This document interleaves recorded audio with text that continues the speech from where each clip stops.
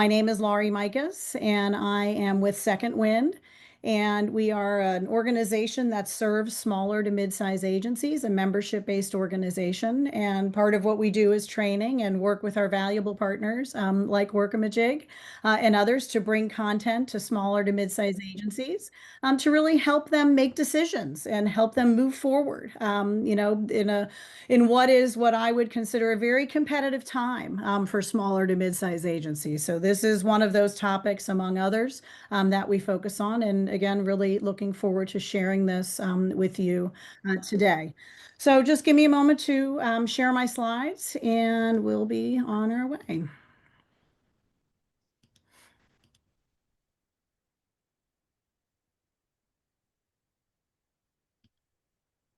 Okay. All right. Looks like we are good to go. So let's just take a moment here, beyond the billable hour, smarter pricing for agencies. And I'd like to just take a moment and kind of set the stage before we get into the content. The topic of pricing is really nothing new in our industry. Agencies have often kind of sat and, look at the processes that we use when a client comes to us with a need and try to determine what is the best way for us to price this work so that we are competitive, but we are also making a profit. And for years, hourly pricing was really the standard. And as things have kind of evolved in our industry, other methods of pricing have come into conversation. And one of those is value-based pricing. And that's really what we are going to talk about today.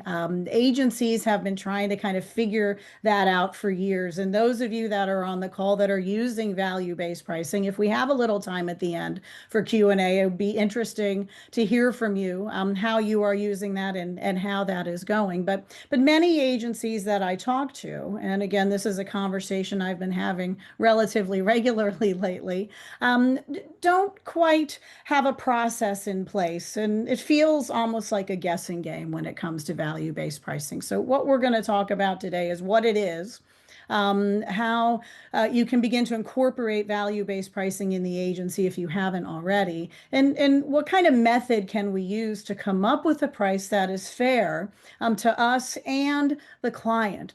I think that the reason this topic is coming up more and more, of course, it's hard to make changes in the agency unless we're sometimes forced to do so.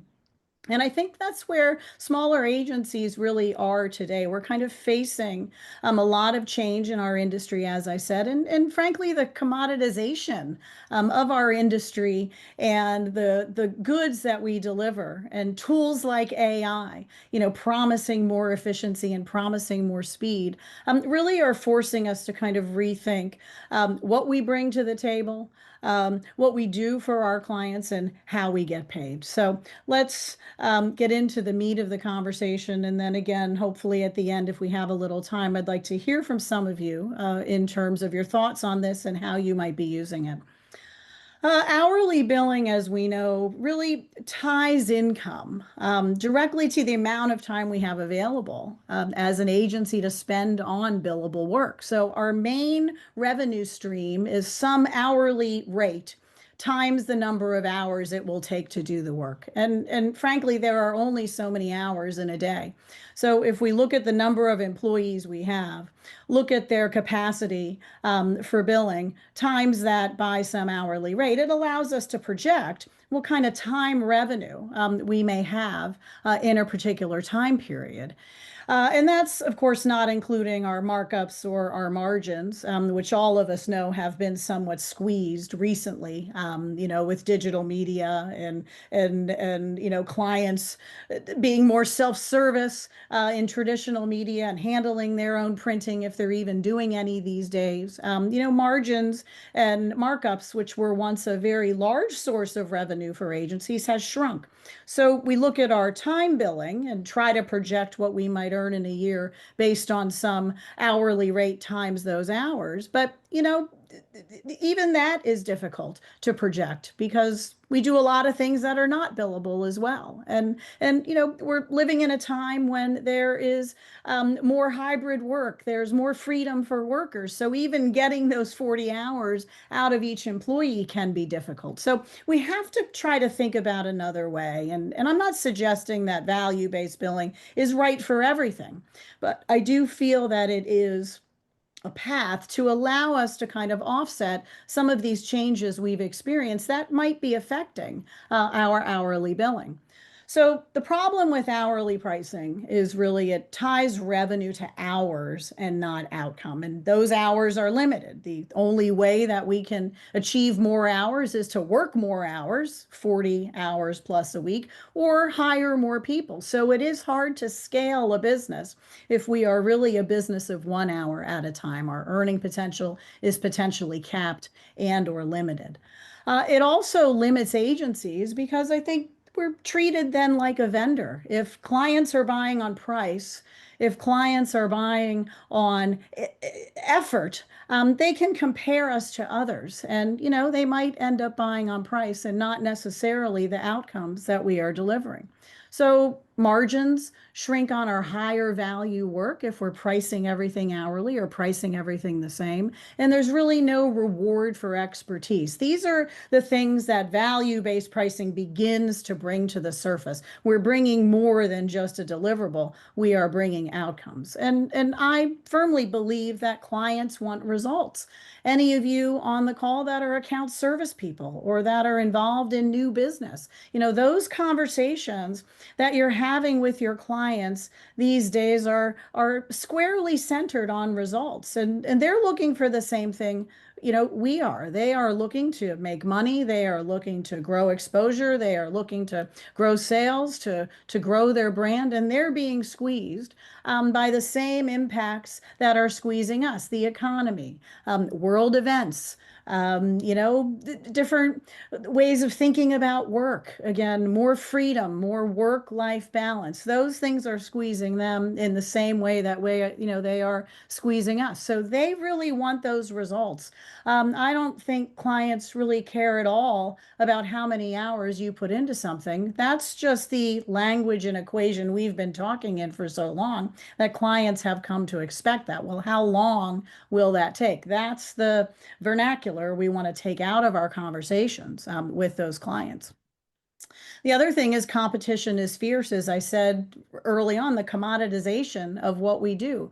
There was a time when agencies were the only game in town. Only we knew how to do what we knew how to do. Well, now you've got freelancers, and now you've got single source providers, and now you've got self-serve software, and clients can go out and buy Adobe Cloud and bring designers in-house. And it's really kind of diluted I think the value of the deliverables that we offer. And again, we'll talk about that a little bit more in the coming slides, but we need to think about what makes us different now in a time when it is very hard to be different. Agencies need sustainable margins as our margins have shrunk, as our ability is capped to bill based on the number of hours and number of people we have. We have to look for other revenue streams. And I firmly believe that technology like AI is going to really drive value pricing. I have lots of conversations with agencies about how they are incorporating AI into what they do, whether it is operationally, whether it is creatively, whether it is strategically. What I think agencies are finding is AI can make us more efficient. Does it always make us better? I'm not sure that we're quite there yet. I don't know if a lot of you have been reading the news lately, but there's a big backlash against AI created content, so much that there's been a new term created for it, and that is work slop. I just thought that was really interesting because we're ceasing as individuals to care necessarily about what the output is. We just want it done quicker, and we don't want to have to do the work to get it done. So whether we like it or not, AI is going to be part of this equation because clients know about AI. Clients know AI makes us faster. Clients know AI can speed up the work. So they're going to be looking for those economies in the estimates that we are are putting in front of them. So we need to move away from time and move more toward value. And again, that's really what we are talking about. I think in order for agencies to thrive and move into the future, if we're going to bill solely on hours, we're going to find ourselves so chipped away down to the bare minimum of hours that it's going to be almost impossible to make a living doing this. So let's talk about value-based pricing now and what that can really bring to the table. And again, I just want to reiterate, I do not believe that value-based pricing is going to be the only way that we should be pricing and be compensated. I think it's going to help us make up some of that difference and fill that gap where we may be losing out on hours because of efficiencies, because of things like AI, or simply because we're tapped out in terms of the number of people we have and the ability for us to bill potentially more. So this is really a new way to think about being paid for what we deliver to clients, and that is results. So value-based pricing really aligns your fees with the results the client cares about most. So beyond just saying, here is the deliverables, here's what it's going to cost for us to do that, and here's what the estimate is, we're really talking more broadly. This is what we're going to do. These are the results we're going to bring to the table through these deliverables or through these programs, and here's how we are going to be compensated for that. So the benefits of value-based pricing is that fees are tied to client results. So in a sense, we're putting our money where our mouth is. And agreed, there's lots of variables that can come into play when we are talking about measuring results.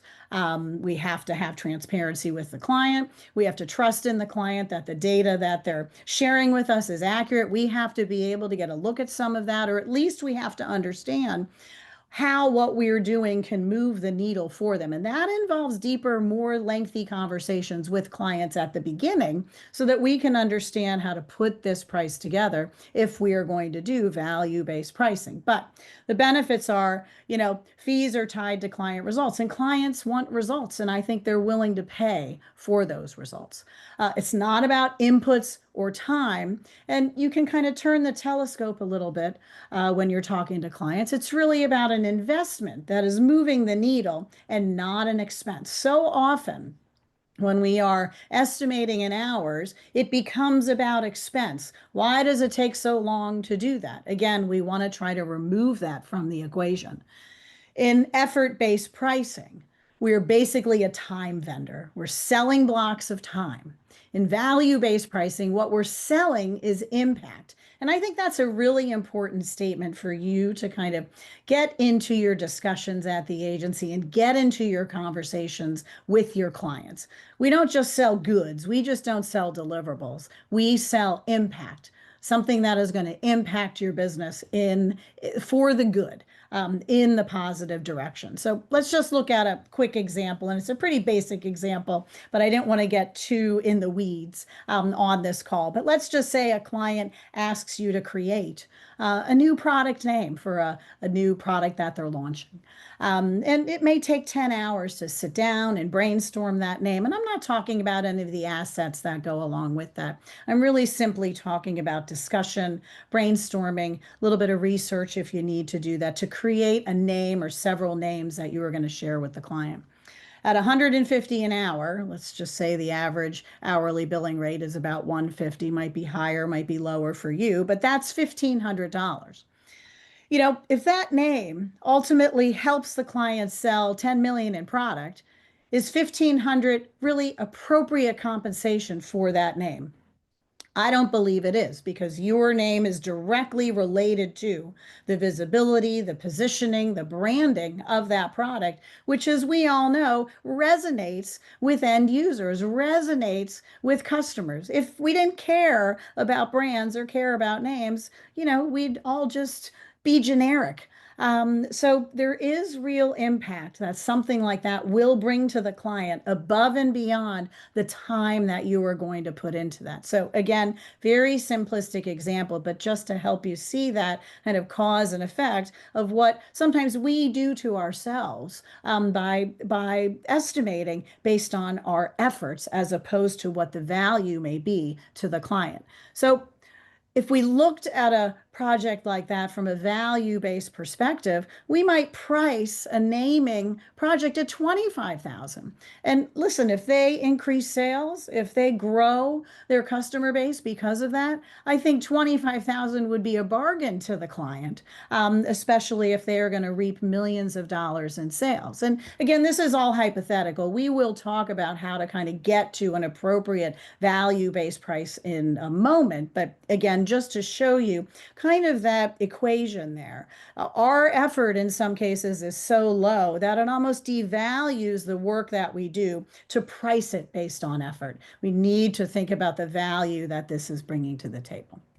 So again, I think why this matters to clients is clients really do want to buy outcomes. I think you're hearing that in your conversations. I know that I am. Clients don't just want to spend their money to get something tangible in return. They want to get measurable results. So agencies have the ability to provide that leverage for them. And I firmly believe we should be compensated for that. There are some great strategic minds that are among the small to mid-size agency community, whether they're part of Second Wind or not. There are some fantastic smaller to mid-size agencies out there really bringing a lot and doing a lot for their clients. And again, I think we should be paid accordingly for our efforts and how we help to move the needle. So hours does not equal value. Again, try to keep that in mind. That's not what we're bringing to the table. That's merely the effort that we are putting into getting the work done. It's not what it's going to deliver. Let's talk a little bit about the deliverables and why some are worth more than others. So this is going to help you kind of frame where is there opportunity in our agency to maybe think about moving to a value-based model? And again, that might not be every project, might not be value-based. Some of your existing clients might not go for it. It's hard to put a value-based proposal in front of a client that's used to paying hourly. This is something you may need to do as part of your new business efforts or new clients that you bring on in the future. Or a new body of work for an existing client is an opportunity to do this as well. But one of the mistakes that I think agencies make is really pricing everything as if it's interchangeable. We kind of treat everything the same. But designing a growth strategy and resizing an ad do not offer the same value. And again, I know we have different hourly rates for these functions. If we're charging $250 for strategy, we might be charging $120 for basic production work. But again, the bottom line is we're treating it hourly. So not all work is created equal. Strategy is not equal to production, and creative leverage is not equal to labor hours. Value-based pricing is not appropriate for all work, but I think if you're going to try it, you do need to understand where to apply it. So you want to think about the high leverage deliverables. What are the things that we do that really bring a lot of leverage to our client? A name, the example that I gave earlier, doesn't expire in 6 weeks. This is something that, is going to live with the client forever. Think about Nike. Think about the woman who designed the Nike logo. And this is a great ad agency tale, ad agency story, about how she was paid to create that logo at the beginning of the Nike company's existence. Nobody knew where the company was going to go. So, she took her money and she ran. Probably thinking, well, that guy's never going to go anywhere. And lo and behold, look where they did. They are still using the same logo today. I mean, we're talking about a company that's been in existence for decades. They're still using the same logo. And to Nike's credit, they did go back to the designer and they credited her with what she did and they gave her stock in the company. I don't recall if she argued it or asked for it or whatever the deal was, but they did recognize the value that logo has brought to their brand, and that consistency of the message that it relays to consumers and end users. So there is more value there than maybe even we recognize as agencies who are conducting and executing the work. So a name doesn't expire in 6 weeks. A positioning strategy might guide the client for years. Many times we're doing our strategy for 3 years or 2 to 3 years. That, is going to be a big return on investment for those clients. And again, our compensation should match. So high level deliverables, and this is by no means all inclusive, but just to give you an idea, things like naming or positioning or concepts, campaign concepts, brand strategy, these are things that are going to stand the test of time, at least for a while. The client is going to get a lot of mileage out of this body of work that we bring to them. Again, I go back to the Nike logo, it's been decades. Low leverage deliverables are necessary. They're part of what we do, but they're not really strategic. They're not going to bring a lot of value to clients. They don't really fundamentally change client outcomes, but they are a part of what we need to do to be able to deliver to our clients. So low leverage deliverables are things like resizing ads, managing programs on a monthly or weekly basis, things like reporting, again, necessary, but not providing great impact to the client in the long run. So let's talk a little bit about how to value price. I know that this is probably what you're all waiting for, is how do we actually think about offering this or structuring this or facilitating this within our agency? So in order to really create a value-based pricing structure, and again, this may not be for all clients, you do need to really understand what the client's desired outcome is. If the client simply wants you to, again, resize a bunch of ads that they already have or that you already created for them, that's not something that's going to really provide an outcome for the client. So we need to understand what it is exactly that the client wants to achieve to determine whether or not value-based pricing is appropriate. And this is something that typically your new business people or your account service people are trying to discover in those early conversations with clients or prospects. In our account service seminar, we spend a lot of time helping to train account executives on asking the right questions, on listening for clues, on listening for signals, making sure that we understand exactly what it is the client wants. And sometimes clients themselves don't even know. So we need to be the ones who are adept at extracting that from them so we can then go back to the agency and say, okay, so what are we going to do for this client and how should we get paid for that? So are they looking, for quantitative growth? Is what we're going to do be quantitative? Are we going to be able to measure it? Or is it going to be qualitative? These are the kinds of answers or questions that are going to guide your ultimate decision about how you're going to estimate this and put the price in front of the client. So questions, and again, this is just a handful of them. What does success look like? And we want specifics here, not just, oh, we're going to grow in sales. We want to know a number. What are they aiming for? What is it worth to them if we get this right? And again, numbers. Oh, it's worth potentially $1 million in sales or $1 million in referrals. Anytime we can get the client to share with us something tangible, that helps us understand what kind of value we are bringing to the table. What are the risks if we don't solve this? Look at the inverse. What could you potentially lose? How many customers could you lose? How much in sales could you potentially use or lose? What changes if this succeeds? So again, these are just a few questions, but you have to go deep. You have to get the client to dig deep. And I think this is something you should be doing anyway, anytime you have a meeting with a prospect or are beginning to form a relationship with a client. Then, as we normally do after we get our input, we're going to come back to the agency and we're going to talk about it as a group.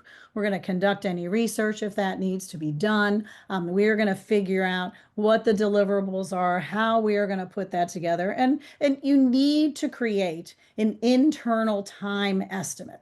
Value-based pricing is not just guessing based on what we think we're going to deliver to the client. We have to have a baseline, and that's why it's so important that you come back to the agency. And I'm assuming that the majority of you are probably Workamajig users. You may have some on the call that are not, but this is exactly why these tools are designed. They allow you to take this input, to put the information into the system and build an appropriate estimate so that you are not missing things. You've got your templates, you fill in the blanks, and you want to do this in accordance with what you feel the deliverables are, the strategy is that aligns with what that client is trying to achieve. So use your traditional estimating methods to complete and understand the effort that is going to be needed. And this is your internal number that you will use as a baseline when you are discussing value-based pricing. This really ensures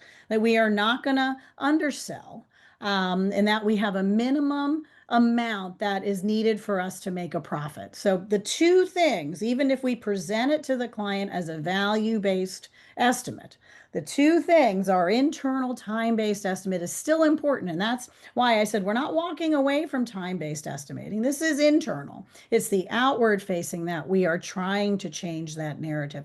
We still need to know what it costs us. We still need to know the effort that goes into that. We still need to track the effort that goes into that. A lot of times I see agencies put a value-based price in front of clients and they say, well, our in-house estimate was 5,000, but we're selling it for 15. So we got plenty of time. We don't have to worry about the fact that we're going to start eating into our profits. And before you know it, suddenly we're at spending $10,000 in time because we feel that we have that luxury.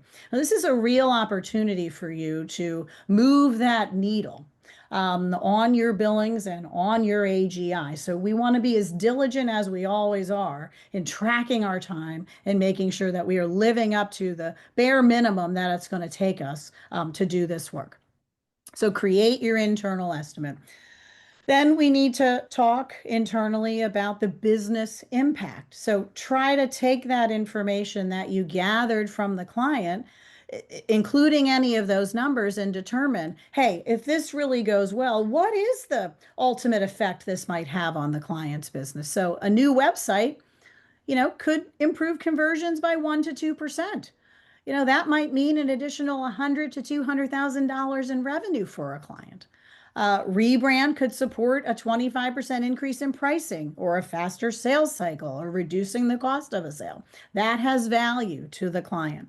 Where possible, if you can bring the client into these conversations. And I think that we, at Second Wind believe that transparency in these conversations with your client is important. We don't have to say to them, well, we're going to put a value-based price in front of you, but we do want to have transparent conversations about the results that we want and how we can help them get there. Simply by setting that stage and showing them that you are invested in their success, showing them a $25,000 estimate for naming is probably going to be more well received if we've begun to lay that groundwork that we are your partner, we are here, we succeed when you do.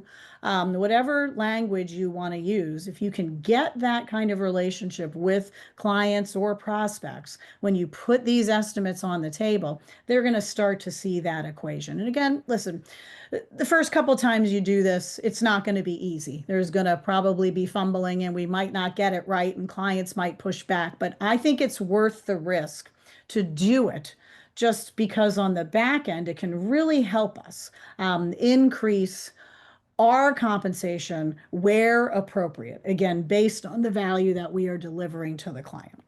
So once you have a sense of what that may be, you have to estimate the monetary value of solving that problem or capturing the opportunity, just like the examples I showed on the previous slide. So this project could unlock $500,000 in value over the next 12 months. If you can get that close, if you can get that detailed, you can then take that and decide what is your share of that going to be.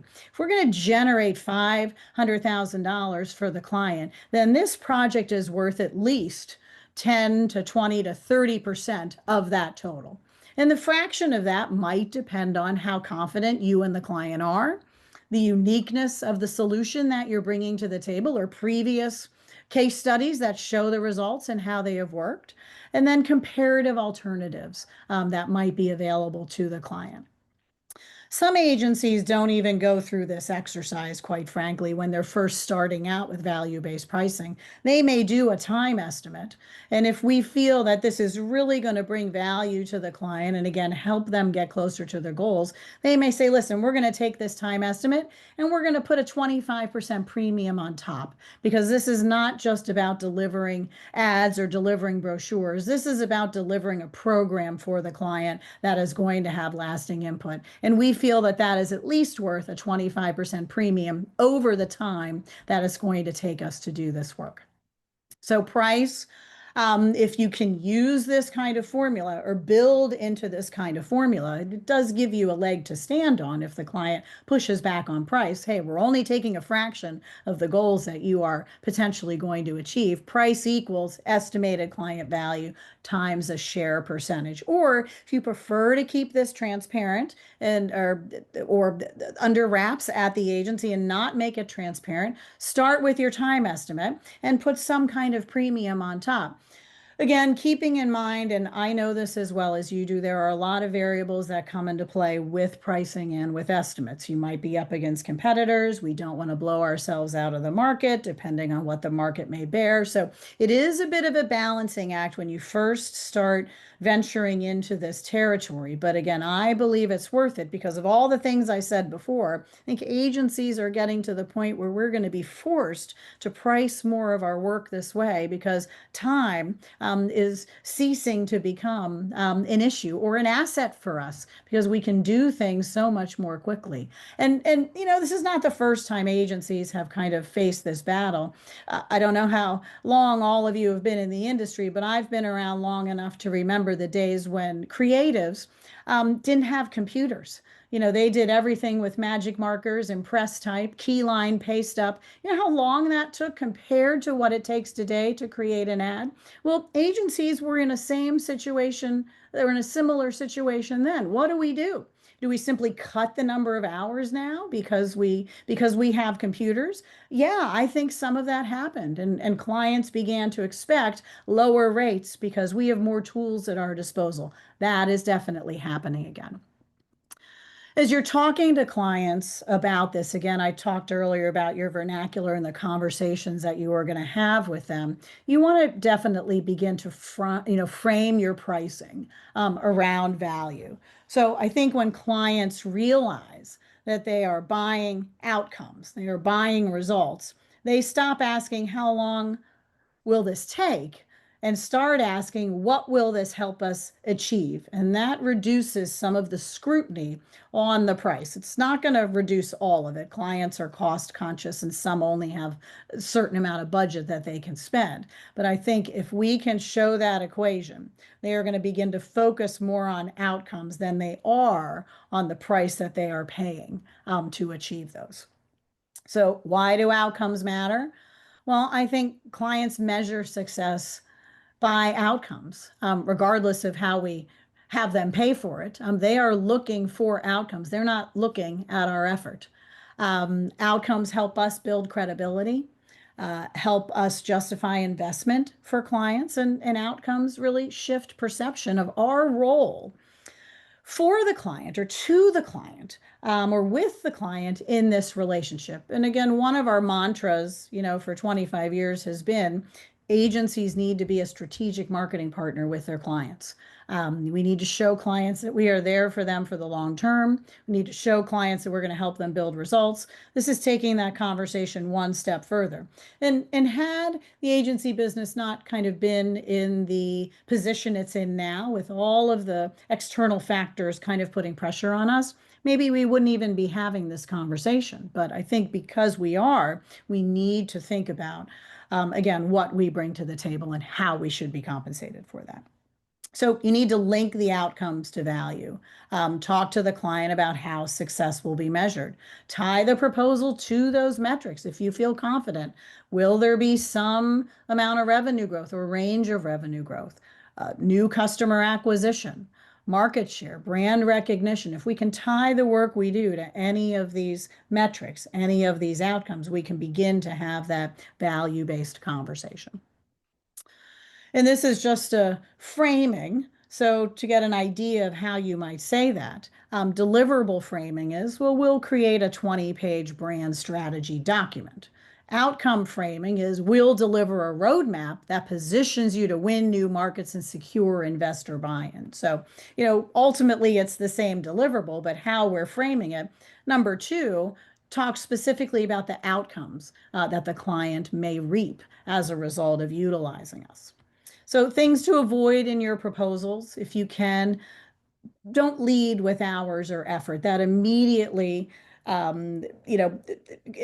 gives a signal to the client that they're looking at an estimate. Well, maybe they can start to strike off some line items, or they can push back a little bit on the price, or ask us not to put in so much effort so that it can be, more amenable to their budget or what they were hoping to pay. So take that out of the equation. Make sure you're not only talking about deliverables. What's this menu of things that we're delivering? No, what are the outcomes associated with those deliverables? And by the way, each deliverable does not stand on its own. It's a family of deliverables. They all work together. And I think we can't assume that clients really understand this. Again, some of it's our own doing because of the way we interact with our clients and how we have estimated over the years and how we price things. And I don't mean our own doing individually. I just mean as an industry, that's kind of how we've grown up. And again, that is changing, but I don't think clients always see the value that we bring to the table. And I think agencies that are able to rely on that value proposition become a strategic marketing partner with the client. Have a little bit more freedom when it comes to putting value-based pricing on the street. Again, we need to get in there and show them what we do and the fact that we are indispensable to their growth and to their success. So when to use value-based pricing, I think we talked about that a little bit, but let's just go over this one more time, more specifically. So it really works best for strategy, heavy projects, branding, naming, campaign strategy, creative concepts that might influence long-term direction, high risk, high reward initiatives such as entering a new market. These are all places where we can really help clients make choices that are going to make a difference. If the client's future or client's success hinges on this body of work, it's really a prime candidate, I think, to try value-based pricing. Other pricing models for production heavy work. We already talked about the fact that these do not bring the same value to the table as strategy does. So resizing, formatting, minor edits, ongoing services with predictable scope, social posting, email management, things like that. The strategy related to those things, absolutely.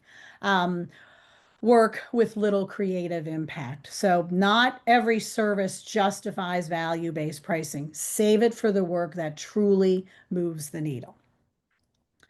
And I think it's important to start small. You're not going to just go back to your agencies after this call and say, hey, we're going to turn everything upside down and we're going to start estimating in this way. It's not going to happen. You have to kind of cherry pick opportunities and say, hey, anytime that you can sell a value-based proposal, that's, found money, in my opinion. If you're not just basing it on time and we can put a little premium on that, that is something, again, that's going to add to the top and hopefully the bottom line. So think about your agency, as you go back after this call and sort of absorb what I've said. And some of you might say, well, she's crazy. And some of you might say, hey, great idea. I understand this is not for everyone and it may take some time kind of understand how to do this and implement it in the agency. But think about your agency and which services, offer results really above their weight. Which ones create changes, impact for your client, even if they don't take tons of hours. Again, those are the ones that are really ripe, I think, for value-based pricing. So try a pilot opportunity. Try it and see how it goes. naming, strategy, PR, crisis communications. Go through the exercise. Start small, but with high leverage projects, as we said earlier, where the value is easy to see for the client. Again, they might not get it right away. We're going to have to kind of lead them through this and explain it to them. But if you give it a try and it works, you're going to feel good about that and you're going to understand how the process can be implemented in your agency, and then you can replicate that. You can ultimately kind of optimize from your learnings, from things you did well, from things you did not do well, and then you can scale this. Or you can say, listen, guys, here's 5 things that we do that we always do value-based pricing for, and here are the rest we're going to continue to do on hourly. So gather data from your pilot initiatives or your pilot projects. Use those insights to tighten up the narrative and the conversation. And you might even have some interactions with current clients. Not saying that you're going to use value-based pricing with long-term or existing or current clients, but have a dialogue with them. How would you feel if we were to do something like this? Get a little feedback from them and see how they might react. Take that input and you can use that for new prospects or for new clients. So refine your pitch and proposal language and expand value-based pricing to more services. Treat this like an agency growth experiment. Learn, refine, scale. Learn, refine, scale. So a few considerations before my last couple of slides. As I said earlier, remember to track time against your value-based estimates. Just because we're putting a premium on top doesn't mean we can just forget all of those valuable processes that we use in the agency. They are still going to show you what the effort is versus what the ultimate outcome was and what's the difference. Heck, if we can make 40% margin on value-based estimates, why wouldn't we do it over and over again if we're only making 20% on our time-based estimates? So make sure that you're still gathering that data and using your operating system to do so. It's the best place to gather that, the best place to use that knowledge to make decisions as you are moving forward. So we still need to keep track of our efforts. If clients push back, you know, this is something new for them as well. Maybe consider adding a risk reward element to your estimates. So we do part of it on value based and say, listen, we'll take an additional 20% on the back end. So that is putting your money where your mouth is even more. Instead of just presenting a value-based estimate to a client, you're saying, okay, this is what the cost is, and then we'll take a little piece of the back end. Again, that requires transparency. It requires access to data. It requires your ability to trust the client and make sure that they're sharing the appropriate information. But again, there may be an intermediary step to full value-based pricing, and that is some value-based pricing plus some compensation on the back end. And as I said, the first few efforts may fail, but keep trying. We believe value-based pricing is critical to the agency of the future. So just one slide of takeaways, and then I will stop the presentation and see if we have time for some Q&A. Value-based pricing, remember, aligns fees with client outcomes, not hours worked, although we use our hours worked to understand what our baseline is. Some deliverables that we offer have immense impact for the client. And again, I don't even think sometimes we realize the impact that we bring to the client. We should charge accordingly for that. We are bringing that to them. There's no reason we shouldn't be compensated. Use questions, discussion, clear framing to communicate that value to the client so they understand it. And as I said, start small, build confidence, and expand over time. If you just kind of dip your toe in and begin doing this within the next few months and you have success in selling one, I think you'll realize how good it feels and you'll want to try to do this more with other existing clients or with new clients. All right, so that is my last slide. We can do some Q&A if you'd like. Brittany, are you Yes. there? Yes. How would you like to handle the last Absolutely. So it looks last? like we have a few questions coming in already, so I'll read those off and then we'll just Okay, go through them one by one. perfect. So someone asked, you says management social media is low, but what if there's a strategy involved? Yes. And again, the strategy part of any social media program, I think, is prime for value-based pricing. I think the management part, the day-to-day posting and gathering the metrics and reporting, that is more mechanical. That is probably better for hourly pricing, but agreed. Anything related to strategy, even if the latter part is mechanical, should have some value or could have some value-based element to it. Okay, the next question is, does price by value mean we'll have a fixed price, or does it change depending on the client? It could be both, actually, and I think that's a really great question. And some of that is going to depend, as I said, on your relationship with the client and how privy you are going to be to some of their data and how trustful you are in that information. I think if you're not sure or you've never worked with a particular client, you might start with a value-based price that is a flat rate. So you do your estimate, you put something on top, or you talk to the client and figure out what that might be in terms of a value-based equation. But if you feel there is more ability for you to extend that value-based compensation because you want to make that move with the level of success that the client has, I think that is another way to potentially look at this. But again, you have to have that ability to have that communication with the client so you can see once we pass a particular threshold, we're going to be paid more on the back. And so I think both opportunities is are possible. You might want to start with some flat rate just to kind of get your feet wet and go through the process and have those conversations. But I do think that the opportunity could potentially be unlimited. Okay, and then we have another question of what is the best billing method for value-based pricing using Workamajig? So value-based is typically going to be your fixed fee because you're not billing based off of hours. So you're typically using that fixed fee option. Okay, good. Thank you, Brittany. Sure. Another question is, how do you manage change orders if going above budget or out of scope items based on values based? Yes, So I yes. think I can handle that one unless you wanted to take that one. You go first, and then I'll Okay. put my 2 cents in.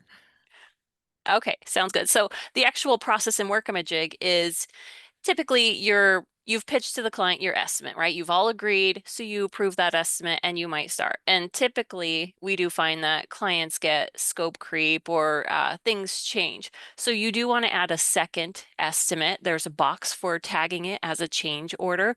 So you want to tag it as a change order. You don't want to amend the original one, just so that you can see how many times are we having to continually change, or what was the original price that we gave or that we all agreed to that then changed. So then you would do that second estimate within the system, tag it as a change order. If that's approved along with the original estimate, then the system considers both to be the budget. So if I have a $10,000 estimate, that's what we started with. We ended up with 2,500 in extra whatever you want to call it, items above what the budget was, then you would have that second estimate put for the 2,500, and the total budget for that project would then be that 12,500. Yes, and I agree with what Brittany said, and I don't know that I did a good job in the presentation of saying just because we're putting a value-based price in front of the client doesn't mean that we don't have a scope of work. So I think as with any other estimate we put in front of a client, we have to have a very specific and detailed scope of work to say this is what we will be delivering. So any changes to that should be managed like any regular change order. What we're really talking about when we're discussing value basis is aligning that price with not only the value that you're going to deliver, but the outcomes that the client is going to achieve. But we still have to have that scope of work. And if anything goes outside or beyond that, then we have to handle that with a change order. That's all we have so far. I don't know if we want to leave it open a couple more minutes or what Mm, your thoughts are. That's fine with me. If anybody has any other questions.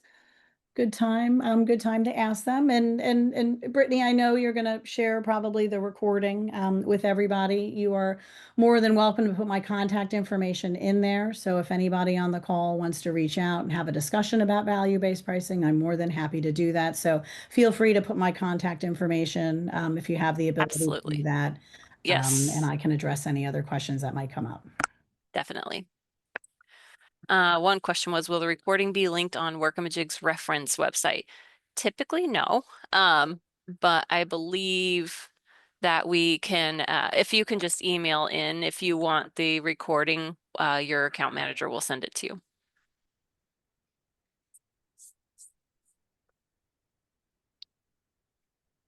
Okay, so Grace said recordings are posted to the YouTube channel Okay, and then emailed to everyone that showed up today great. or at least registered. Yeah, perfect.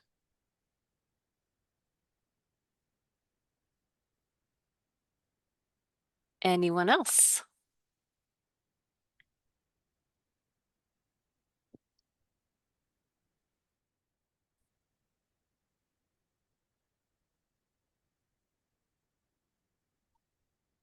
Okay, so Laurie, thank you so much for taking the time to do our webinar today. We really appreciate everything that you do for us. So thank you very much. It was wonderful. Thank you for having me. Again, always enjoy our relationship and look forward to doing more of these with you in the future. And everyone who came today, thank you very much for attending and spending an hour with us. And I'm around if anyone would like to chat. Great. All right. Thank you so much. Everyone have a good rest of your day. Thank you, Brittany. Thank you. Bye. Bye.